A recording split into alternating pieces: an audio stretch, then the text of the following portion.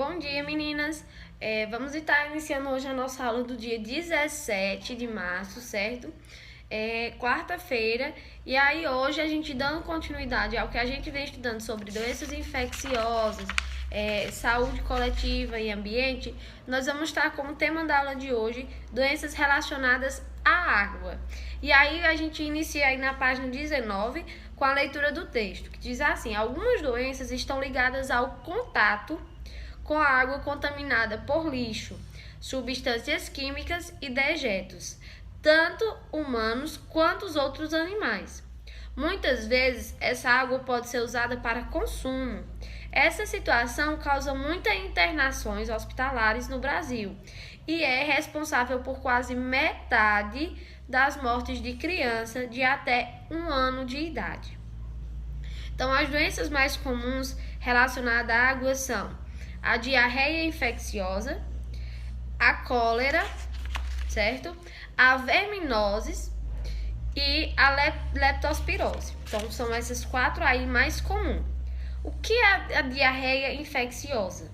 A diarreia infecciosa, a contaminação ocorre com a ingestão dos micro-organismos causadores das doenças e presentes na água ou em alimentos contaminados.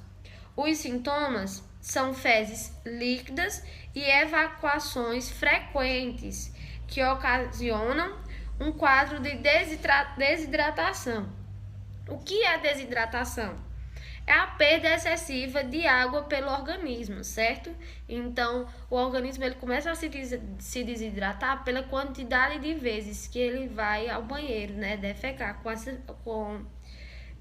com a evacuação, certo? É importante ingerir muita água. Crianças e idosos precisam de atenção especial e deve ser levada ao médico ao aparecerem nos primeiros sintomas. A outra que a gente tem é a cólera, né, certo? Uma das doenças mais comuns também relacionada à água. E o que é a cólera? Ela é causada por uma bactéria, certo? É contraída por meio de água ou alimentos contaminados, como fezes de pessoas infectadas. As pessoas doentes eliminam a bactéria nas fezes em locais onde não existem redes de tratamento de esgoto adequadas. Outras pessoas entram em contato com a bactéria e acabam adoecendo. O principal sintoma é a desidratação ocasionada pela diarreia, certo? Também acontece a desidratação por diarreia. Nós temos a verminose, que é causada por vermes, como a lombriga, certo? Causadora da ascaradíase e a tenia. Contaminação acontece pela ingestão de ovos ou larvas de vermes presentes em água ou alimentos contaminados. Na esquistossomose, na esquistossomose, a contaminação ela ocorre quando as larvas dos vermes, que medem alguns milímetros, entram no corpo pela pele. A pessoa infectada elimina os ovos do verme nas fezes, os quais passam para o ambiente. Se o esgoto não for tratado antes de ser liberado para os riscos de contaminação são agravados, certo? E aí, o que são vermes? Vermes são animais que possuem o corpo alongado, podendo ser cilíndrico ou achatados. Podem habitar areia, solo, água ou serem parasitas de muitos animais. Então, nós temos aí, os exemplos e umas figuras que vocês podem acompanhar aí no livro, certo? Nós temos também a leptospirose, que é causada por uma bactéria eliminada na urina de alguns animais, principalmente de ratos. Os ratos buscam alimentos em bueiros ou lixos acumulados e urinam neste lugar. Quando começam os períodos de chuva, a água ela vai se misturar, certo? A urina.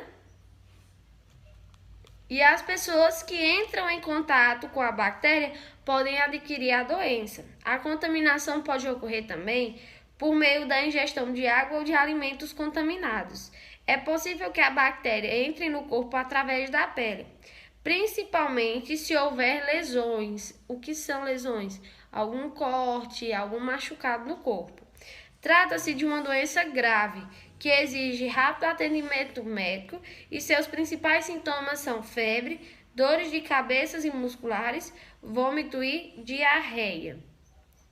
E aí vocês têm ao lado, né, a bactéria causadora da leptospirose, né, na imagem, observada em microscópio eletrônico, com aumento de aproximadamente 15 milhões de vezes, 15 mil vezes. A reprodução de mosquitos e doenças transmitidas por eles. Algumas doenças são transmitidas por mosquitos, que dependem de água parada para o desenvolvimento das larvas. De que mosquito a gente está falando? Essas doenças também estão relacionadas à falta de saneamento básico, pois o lixo não coletado acumula água, permitindo a reprodução desses insetos, principalmente do mosquito Aedes aegypti. Agente transmissor da dengue, zika, chikungunya e febre amarela. Essas doenças são causadas por vírus e apresentam sintomas semelhantes. Observe, os principais sintomas da dengue são a febre alta, dores no corpo e na região dos olhos, vômito, fraqueza e manchas avermelhadas pelo corpo. Existe um tipo mais grave, chamado de dengue hemorrágica, cujo principal sintoma é a presença de sangramentos. O atendimento a pessoas infectadas precisa ser feito rapidamente, principalmente se for dengue hemorrágica, certo? Os principais sintomas da zika são dores de cabeça e nas articulações, febre e vermelhidão nos olhos, embora na maioria dos casos as pessoas não desenvolvam sintomas. Então, no caso da zika, a maioria das pessoas não desenvolve os sintomas. Em gestante, o vírus pode causar problema no desenvolvimento do feto, que foi aquela doença que teve em grande quantidade em 2016, que foi a doença da microcefalia, né? E aí houve os estudos que essa doença poderia ser causada pelo Zika, né? Pela doença do Zika, que no caso transmitida pelos Aedes aegypti. As principais sintomas da chikungunya são febre, cansaço, dores de cabeça e nas articulações, certo? Em casos leves, a febre amarela causa febre, dor de cabeça, náusea e vômitos. Em casos graves, pode causar problema no coração, fígado e rins. A vacina contra a febre amarela é recomendada em diversas unidades federativas onde há possibilidade de transmissão. Ao identificar qualquer um dos sintomas dessas doenças, é fundamental procurar imediatamente uma unidade de saúde para avaliação médica adequada, ok? Então, a principal forma de conter a disseminação dessa doença é evitar, certo, a proliferação do mosquito transmissor. Para isso, é necessário manter os ambientes limpos, sem lixo, nem recipientes em que a água se acumule. As razões coletivas de limpeza também podem trazer benefícios para todos. Vocês têm aí uma figura, uma tampinha de plástico, certo? Com acúmulo de água, olha o tanto de larva que se proliferou aí. E aí vocês têm uma curiosidade sobre o Zika, certo? Que a ONU diz que vários vírus podem ser combatidos com saneamento básico. A Organização das Nações Unidas alertou que, para combater o vírus Zika, é necessário que os países melhorem o saneamento básico. A entidade disse que 100 milhões de pessoas vivem atualmente sem acesso a sistema adequado de saneamento na América Latina e 70 milhões não têm água encanada, certo?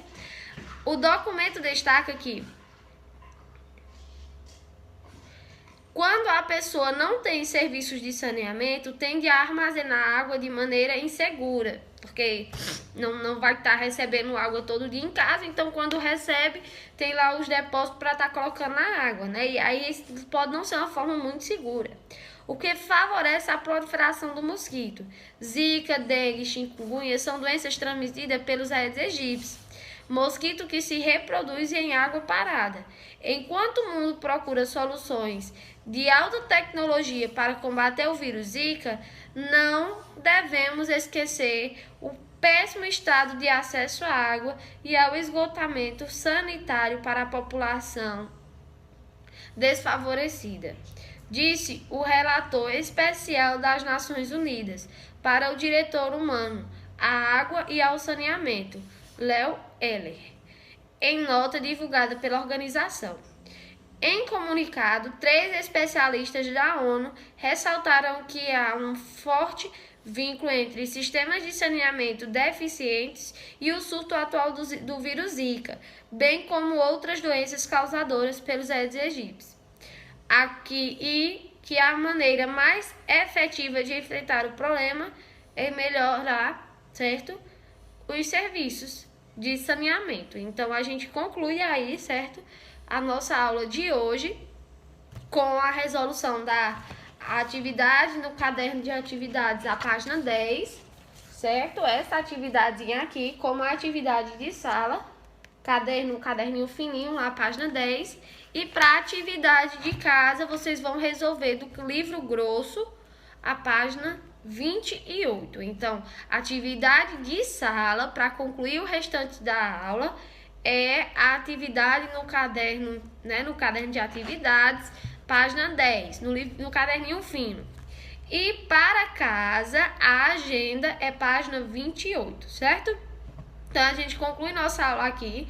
Lembrando que dia 31 é nossa atividade avaliativa. Então, quem quiser já ir começando a estudar, pode ficar à vontade, tá bom? Tchau, meninas!